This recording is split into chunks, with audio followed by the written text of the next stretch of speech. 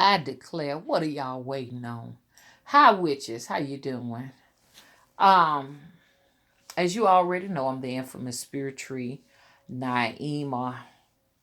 I'm hoping that all of the people that are in my circle are doing well, and those that are outside of my circle have learned their lesson.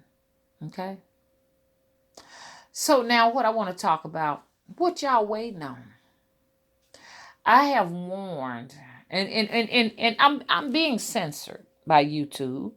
We don't even have to ask questions why, but I mean it's common sense. It's just a light censoring at this point. If YouTube, I read up on it where if YouTube see your channel is controversial but not controversial enough to shut it down, then the next option is to begin censorship. And so my situation is being censored. So many of you all are telling me that you don't get notifications because you find out that you have been unsubscribed. Okay, so that is censorship, if you ask me. So it will be a lot of these truther channels that will undergo this. Now, part of what's the problem on my end is I have a tendency to lag on video time. I've noticed that if I do more videos consistently, that there are more people watching. But when you tend to, be sporadic and go on a vacation for a long period of time, people don't tend to check for videos, and that will affect you if YouTube do not have your videos. I'm sorry, your channel place where when you upload a video, your subscribers automatically, they won't just get notified that you've done a video. You know what I'm saying? And that's usually with the people that have probably been unsubscribed. So most of the people, most of the views, I got lost in it for a minute. Most of the views that I am getting here on YouTube are from a few people who may have not been unsubscribed, or people who make sure they resubscribed, or people who just check every day to see if I've done videos. But, out of thousands and thousands and thousands of subscribers, and only you can't even get 100 views in a day. You understand? Definitely that there is some censorship going on. So I will stress this, and I cannot say it enough. Just regularly come out and check to see if I've done videos. Don't wait on a notification, because you're just not going to get it. And especially if you have a lot of subscribers, you know what I'm saying? This channel is probably going to be one of the last that you get a notification from anyways. But, the fact that there are so many people saying that they have been totally unsubscribed, come on now. That is not a coincidence. So if you want content, just come and see what I'm doing, okay? Because we're going to discuss this craft one way or another, okay? And I think we all need to incorporate as much hoodoo into our lifestyle as possible. And I'm not talking about just so that you can get your man back home, or you can get your wife back home, or your girl back home, or you can make you some money and prosper. I'm talking about so that you can live a life where you are self-sustainable to some extent. You decide how self-sustainable, what percentage you want, and so that you can be able to prosper and hold on to your relationships. You want all of these things before it gets to a point where you are in a house by yourself, struggling with no help, broke, about to lose your house. So this right here is something that you need to be working on, so that you won't never be that one calling and saying, hey, look, I'm sitting over here at the house, and I talked to a lady need $2,500 to save her home, but she ain't got no money. Do you want to be like that? So like I said, get familiar with this craft before that situation happens to you, okay? So I wanted to talk about that, and it's deep, and a lot of times I offer just gems and jewels. I just bring some wisdom to you all from a hoodoo perspective, a craft perspective. That's my art and the way I do it. And if you just listen to me well, you can be successful a lot of the times, especially with the men that come to me. Most things you can handle in your relationship with it's just with logic, you know. Just it just takes logic, just as simple as that. Just a little bit of psychology can fix a lot of y'all's situation. Well, you ain't gotta be running and buying a candle and anointing it with all these different oils, and it's just you could just use your mind, your brain, creative consciousness to work your situation out. How about that? So, anyways, as you already know, y'all know who I am. I'm the infamous Spirit Tree Naima here in the South. My descendants, okay, and my ancestors and myself, we are the product of what you read about in books, hoodoo. We're the products of that practice, which, once again, we didn't call it hoodoo. It was our way of life. It was just the way we lived. People still are living by that practice, okay? So there were like different things we believed that had to be done a certain kind of a way, or it would be some consequences to it, and we lived and abided by it, and we still do it even to the day, even though most people who practice the craft are Christians. They're Baptist people that are in the church, mostly. Pentecostal, um, Pentecostals, help me out. African American Episcopals, like AME Zions. Most Hoodooists do go to church. Let's get that in your skulls, because there are a lot of people trying to teach me hoodoo. And I appreciate you trying to teach it to me, but I grew up in the culture. I didn't grow up in San Francisco or the United Kingdom or any of these other wonderful places. You know what I'm saying? I didn't grow up in Buffalo, New York. I grew up in Alabama, born in Selma during the Civil Rights Movement, born near the time of Bloody Sunday. So when you're listening to me, you're listening to it firsthand, okay? You're getting it from the horse's mouth, okay? Who better to listen to than me, okay? So I'm going to give you an accurate account of what was what.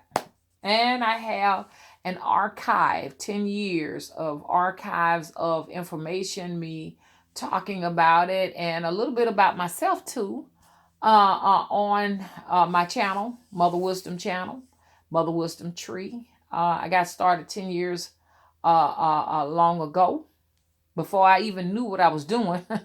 I was intrigued, and I incorporated a lot of witchcraft practices along with hoodoo. But if you were to talk to some of the locals here in Alabama about hoodoo, they would call it witchcraft. So they don't really necessarily refer to the practice as hoodoo.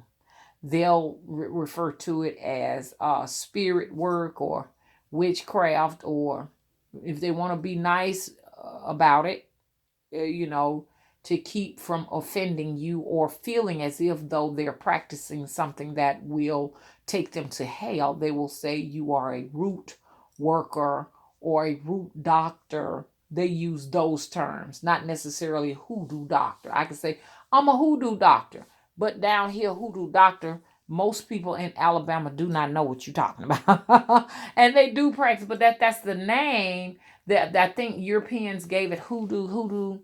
I think that was the name that they referred it to, and the name was adopted by the locals.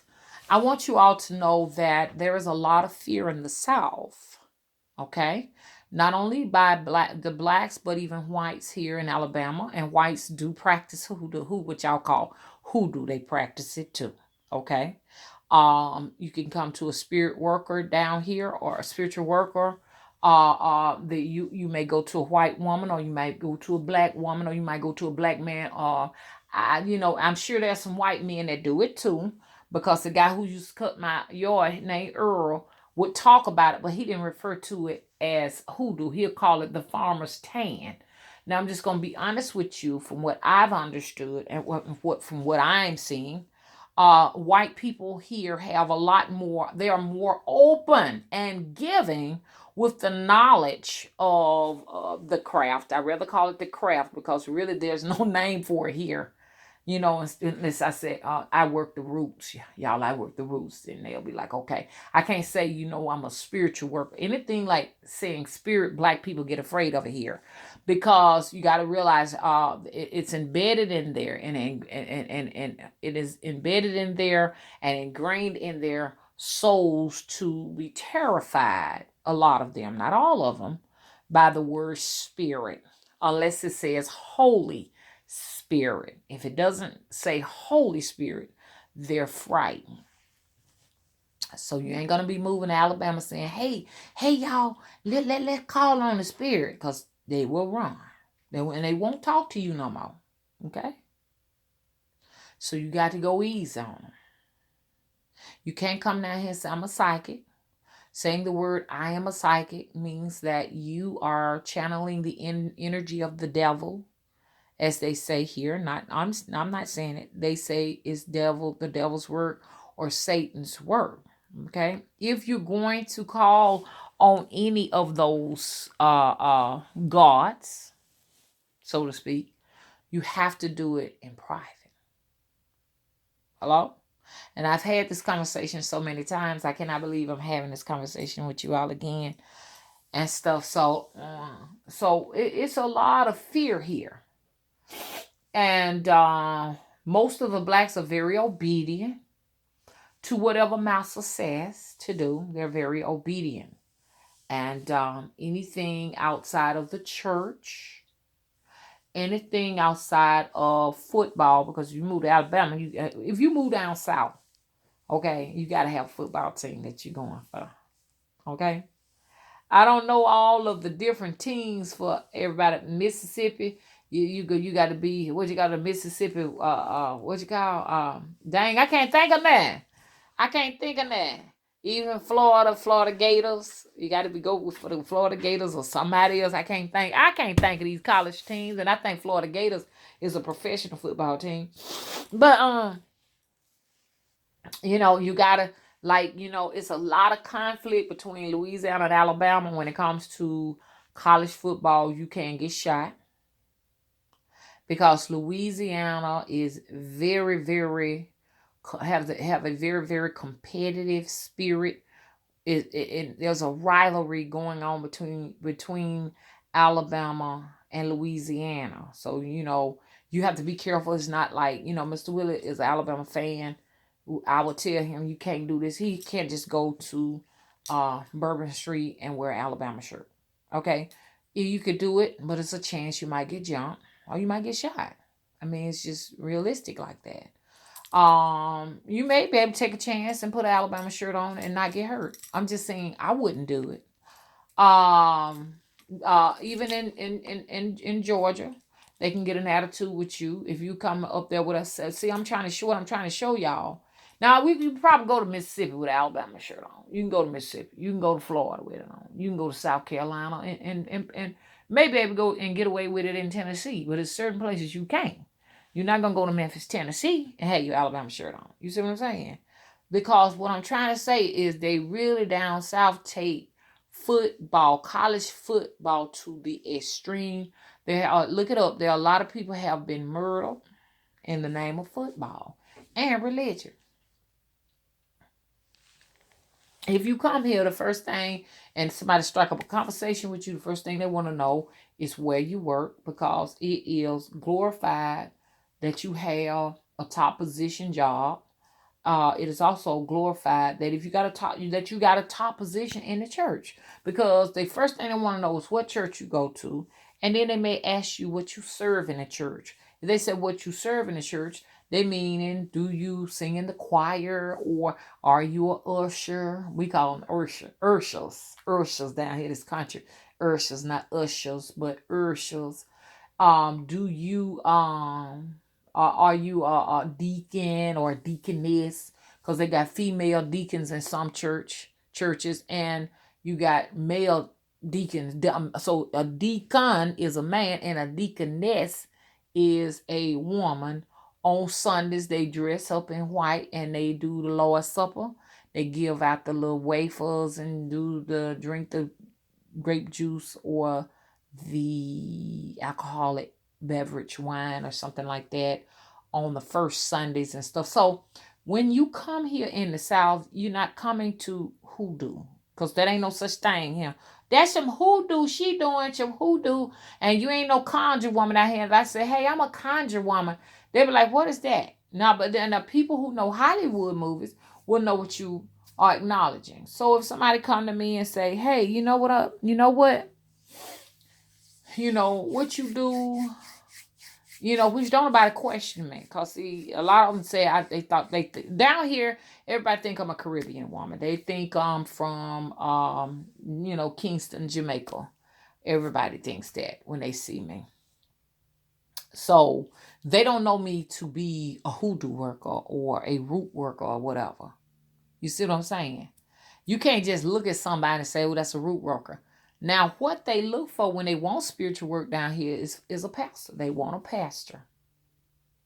Because the pastors own what y'all call hoodoo down here. The black pastor owns hoodoo down here. Very few people go to the old ladies now, because the men now are on the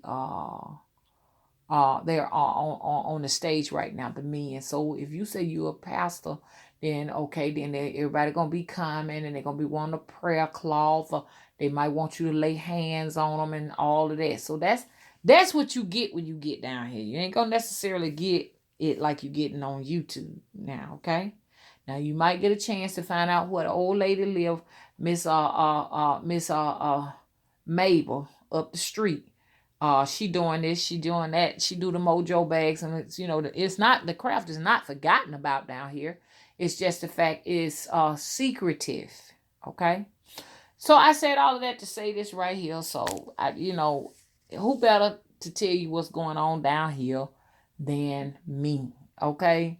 And the older women talk like me. Some of them, not many of them. Like, I still talk like with the old drawl, like they talk. Now, but if I need to go in person and talk to somebody, then I'll put on my proper talk. Hello, my name is Vanita, and I was coming here to check on my electric bill. My electric bill appears to be running a little higher than normal, but if I'm just relaxing and just talking to people that are just down home, then I'm talking in a drawl. So a lot of people don't know what that is.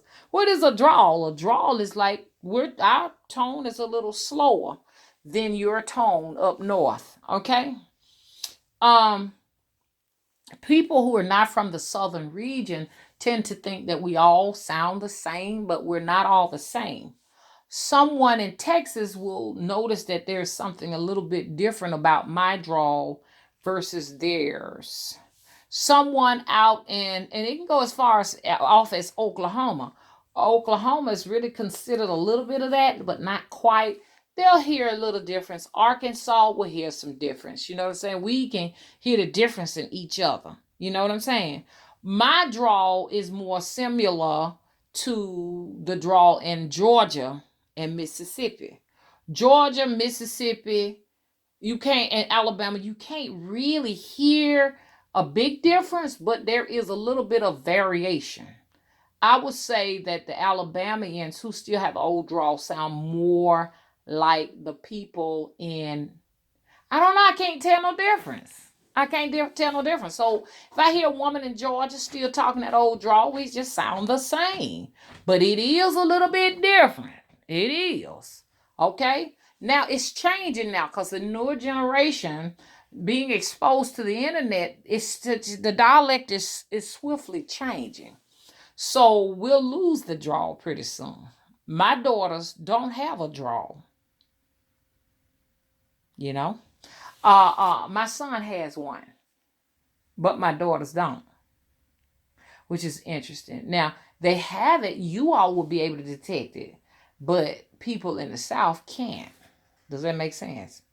The drawl is very important. Somebody came and made a comment on one of the videos, and they said, Mama, you know what? It's a meaning to that drawl. I understand it because I speak it too. The fact that we can speak to each other with the drawl makes our work more effective. Hello? That's why you're tending to see people who are fascinated with Southern Hoodoo. They're tending to trying to adopt the dialect, and it's not an easy one to do because you have to know the dialect in order to speak it. Just saying y'all and hunty child, hunty, it's deeper than that, okay? Because the ancestors will acknowledge you because they recognize who you are. Hello? Just like the islanders, if you're in Haiti, those spirits are going to recognize that those are their ancestors. Haitian ancestors are not going to acknowledge me. Jamaican ancestry is not going to acknowledge me. African will, but not necessarily those Caribbean islands. Now, I don't care what none of y'all say. I have Cuban descent in me. I feel it deep in my bones. Y'all gonna be like, Mama, what you trying to do? Associate. And then I know that my father is African. So it's something about Cuba. I know for sure that those spirits will acknowledge me because I know where I'm from. Now, I don't know if it's a past life situation or in the physical here now. I know that I am a descendant from those in Santiago de Cuba. Because even as a little child, I could remember things that I shouldn't have remembered. And I remember, I used to say Santiago. I'm from Santiago. Santiago. And I'm like, what is Santiago? They said, you from San Diego. I said, Santiago. Then I said, Santiago. When I realized I'm from Santiago or Santiago. And then I realized, I said, I know I'm Cuban. I have Cuban ancestry. So Santiago de Cuba, there is family there for me, and I'm only going by, now, this is not nothing documented. I'm only going by my spirits, or who knows, I could have a spirit attachment there, a spirit attachment there. But I remember some of the things I remember being at a graveyard and me myself being a slender woman, really, really dark with a black, some type of hat on with a veil on at a graveyard and seeing the old fashioned cars. It looked like a 50s Chevy with the little, you know what I'm saying? I remember that, and it could just be a spirit passing by because sometimes you can get spirit attachments and you'll find yourself doing some things totally outside of your culture. So that could be some of the things going on. I'm not sure, but our spirits told me, and I know that my people who watch me, they especially content creators, they'll try to go out and beat you to it. But I was told that I need to go to Santiago de Cuba. Now, just because you decide you're going to go to Santiago and beat me there, you're not going to receive what I'm going to receive. All you can do is just say, hey, look, it's my idea to go first. But whatever I'm to receive there is for me and not for you if you decide to go and beat me there. So first of all, what I'm going to do to get my nerves up, I'm going to go to Key Largo so I can look across to Cuba. And after that, my next step is to cruise to Cuba. And then after that, I want to get to fly to Santiago. Okay. But anyways, I just wanted to talk about that for a little while. I got a few things to do. I just wanted to talk about what y'all call hoodoo. Hoodoo. And I still say hoodoo. I'm gonna say hoodoo because that's a great name for it. But growing up as a kid, I ain't used to hear that word hoodoo. I ain't used to hear hoodoo. That's just the way these folks was just living down here. What y'all call hoodoo is the way folks was living. That okay, let me give you an example. So let me give you an example. Let me talk to you. I'm gonna give y'all an example. And this might be nasty and graphic. A lot of them are really superstitious. Um, how can I put this? No, I'm not gonna go and piss over a fire because if I piss over fire, I think it's gonna do something to my kidneys. No, I'm not gonna go and spit on somebody's blood because if I spit on somebody's blood, then I think it's gonna become a part of me. That blood is gonna be a part of mine. You see this? You see that thing? It's deep. It's deep. So they know that they can't do that. You can't, So it's a system, it's gonna be a consequence if I come in my door and let my umbrella up. If I let my umbrella up inside my house, y'all call it a superstition. You know what I'm saying? Something gonna happen. So what I need to do if I let that umbrella up in my house, first of all, you need mama so she can cuss you out for doing it, and then you got to spit on the umbrella. You got to fix everything you do wrong. You break a mirror, that's your ass. You see what I'm saying? Them kind of things like that. And then you in the practice, we feel like, especially then, because well, no doctors, we feel like we can heal ourselves. Dang, y'all had a whole book, showed you how to heal your cows, your livestock if they get sick. It was a tell-all. If you want to go fishing and you want to catch plenty of fish, and you want to know when the fish is biting, if the cow's laying down, go fishing. If the cows are standing up, that day you might get some fish, you might not get the fish. It's just little things like that y'all might call hoodoo. But for us, it's just, hey, this is what you do. Y'all might think it's magical thinking. But for us, it's just like, you had to depend on that. Because, see, if you didn't get nothing to eat, you didn't eat that day. So you depending on some fish because you didn't have money to go to the market. So you want to go and see if you can catch you some fish. Let me go in the water and see if I can catch me some fish. Because that'll make a meal for the night. You know what I'm saying? I got a few greens in the garden. I'll pick me some greens out the garden. I got a couple of tomatoes. I sliced them tomatoes. So you get the collard greens and you put the pork fat in there, which is salted pork fat in there, and cook it down. Or if it's in the springtime, you get them fresh shoots and make you some pork salad. You see what I'm saying? You slice up them red tomatoes, and you can we put you some vinegar and salt on them and black pepper with them greens, and you catch your fish and you can fry it in there with your green tomatoes, slice them up, put some batter on them. You send some black pepper and salt, and you got fried green tomatoes to go along with it too. You see what I'm saying? But I'm just telling you like different dishes and how they think and how they got by, how they survived.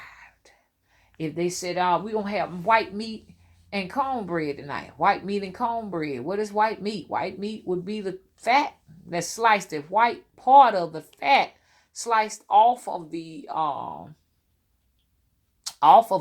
hog and fried.